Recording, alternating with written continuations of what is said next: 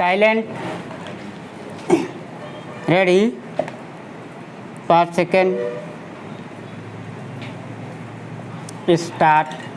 महोदय, किसी देश के विकास, नियोजन और नीति निर्माण के लिए जनगणना बहुत महत्वपूर्ण है।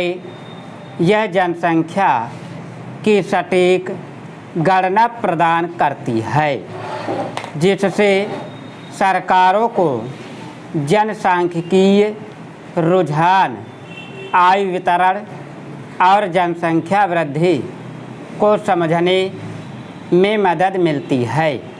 बुनियादी ढांचे, स्वास्थ्य सेवा, शिक्षा और सामाजिक सेवाओं के लिए धन जैसे संसाधनों का आवंटन जनगणना के आंकड़ों पर निर्भर करता है।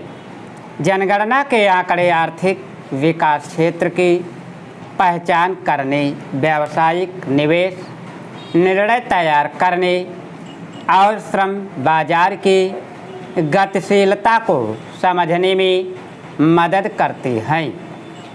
इसके अलावा यह गरीबी और अभाव वाले क्षेत्रों की पहचान करने, स्वास्थ्य सेवा और स्वच्छता जैसी बुनियादी सेवाओं तक पहुंच जैसी सामाजिक कल्याण गतिविधियों को डिजाइन करने में मदद करता है। उदाहरण के लिए, अगर राष्ट्रीय खाद्य सुरक्षा अधिनियम की कवरेज को संशोधित करने के लिए अद्यतन जनगणना के आंकड़े उपलब्ध होते तो सब्सिडी वाले खाद्य राशन के लाभार्थियों की संख्या में 100 मिलियन से अधिक की वृद्धि होने का अनुमान है। आवास और शहरी विकास, बिजली और पानी जैसी उपयोगिता सेवाओं और परिवहन प्रणालियों को विकसित करने के लिए डाटा मार्गदर्शन करता है। इस प्रकार यह सूचित निर्णय लेने में मदद करता है। जनगणना में देरी और लोकसभा निर्वाचन क्षेत्रों के सीमांकन में बार बार स्थगन के कारण ऐसी स्थिति पैदा हो गई है कि वर्तमान निर्वाचन क्षेत्र 1971 में लिए गए 50 साल से अधिक पुराने आंकड़ों पर आधारित है।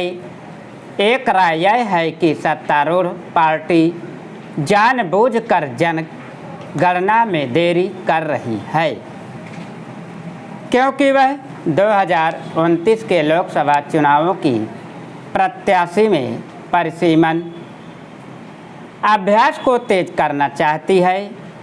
संविधान के 64वें संशोधन में कहा गया है कि अगला परिसीमन अभ्यास 2026 के बाद पहली जनगणना पर आधारित होना चाहिए। यदि अगली जनगणना उससे पहले होती है तो परिसीमन को अगली जनगणना के बाद यानी 2030 के दशक में किसी समय तक इंतजार करना होगा। सत्ता प्राप्ति के लिए आज के दौर में राजनीति का गिरता स्तर अत्यंत चिंताजनक और दुर्भाग्यपूर्ण है।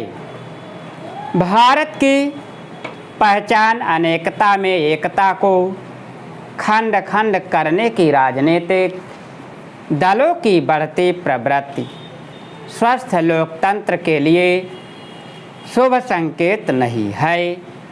सामाजिक तानाबाना को छिन्न भिन्न करने के लिए जिस तरह जातिगत वैमनस्यता को हवा दी जा रही है, उसकी जितनी भी निंदा की जाए वह कम है। बिहार के नेवादा जिले में दलितों के घरों में आगजनी की घटना पर सत्ता और विपक्ष का आरोप प्रत्यारोप देश को गुमराह करने वाला है, कहा जा रहा है। स्टॉप। अगर तुम लोग नए हो तो सब्सक्राइब करो, वो जो लाल वाला बटन है उसके साथ सूर्य नमस्कार करो या फिर अनुलोम विलोम, मुझे नहीं पता, बस क्लिक हो जाना चाहिए।